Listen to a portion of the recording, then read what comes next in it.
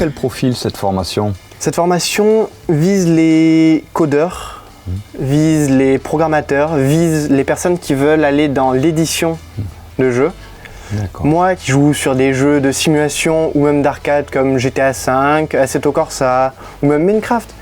Au début, je ne savais pas comment c'était construit, mais maintenant je sais et...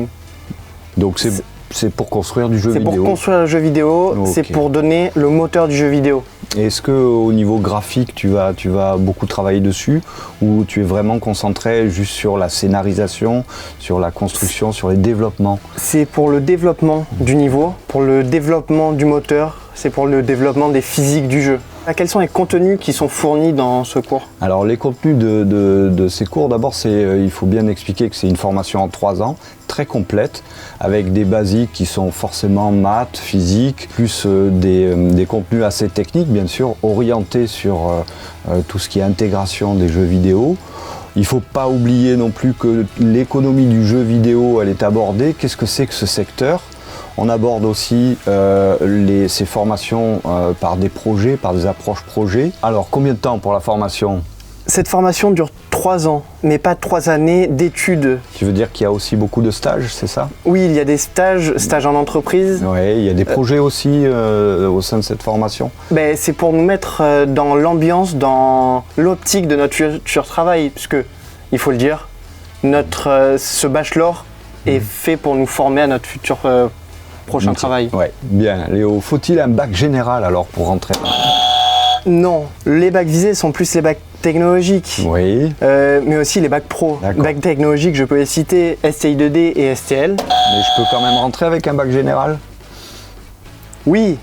Bien, Léo, pour quel diplôme alors à la sortie? À la sortie, nous aurons un diplôme bachelor, bac plus 3. De niveau bac plus 3, oui, tout à fait. Et non pas un niveau bac plus 5 comme l'ingénieur.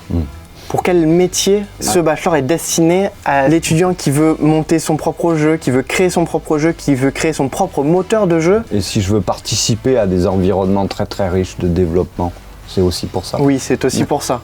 Les plus d'aller en campus pour faire ce bachelor? Notre campus de Marseille est un campus qui est à une échelle où tout le monde va se connaître, bien entendu. On est en face d'un parc, on a une zone de convivialité qui est importante.